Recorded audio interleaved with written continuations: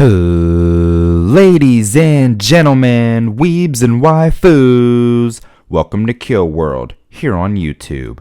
And now, the time has finally come. That's right, the Demon Slayer Infinity Castle movie has officially come and gone. The first of the trilogy of movies is officially in the books, and boy do I have some thoughts.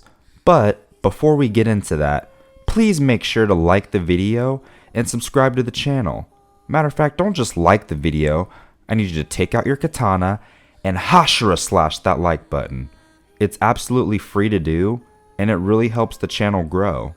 Now, without further ado, Demon Slayer Infinity Castle. Let's talk about it. Demon Slayer Infinity Castle is a visual spectacle.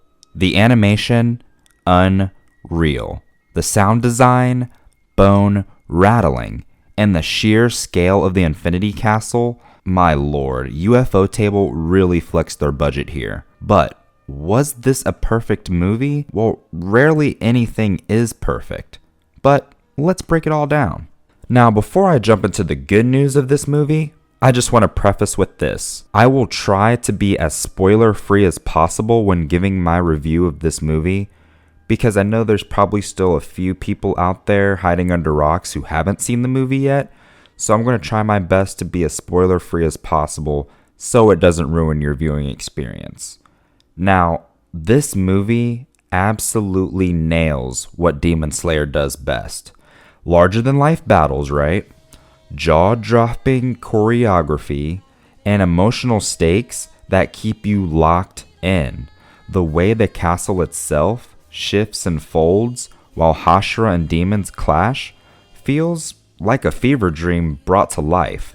This is UFO Table going all out, and honestly, it's hard not to sit there with your jaw on the floor. But here's where I know a lot of people will agree with me. The momentum takes a hit when we start to dive into Akaza's backstory. Now, don't get me wrong, the lore is fascinating, and it gives much needed depth to the character, but the timing just stops the movie dead in its tracks. You're riding this insane high of battle after battle, and then suddenly you're in a long, drawn-out flashback sequence that slows everything down. It almost seems like hitting pause on the chaos, and some of the tension leaks out.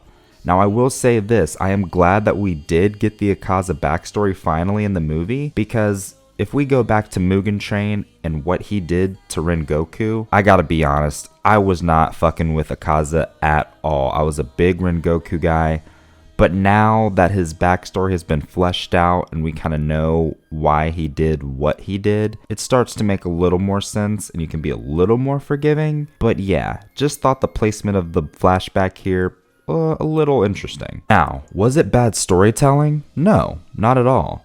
Demon Slayer thrives on giving its villains and heroes tragic emotional roots, and I did enjoy learning more about that side of the story.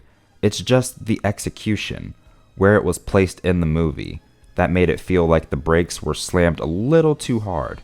If they had woven it in more naturally, I think it would have kept the flow going without sacrificing the emotion. And once we're back into the action, oh man, pure adrenaline. The fights escalate with each passing minute, and the hashiras all get their moments to shine. Seeing them finally go all out inside the Infinity Castle is the kind of payoff fans have been waiting years for. So overall, Demon Slayer Infinity Castle is a movie that delivers on spectacle, heart, and scale. The backstory section definitely slowed things down for me personally, but it didn't ruin the experience. It just made me wish the pacing had been tighter.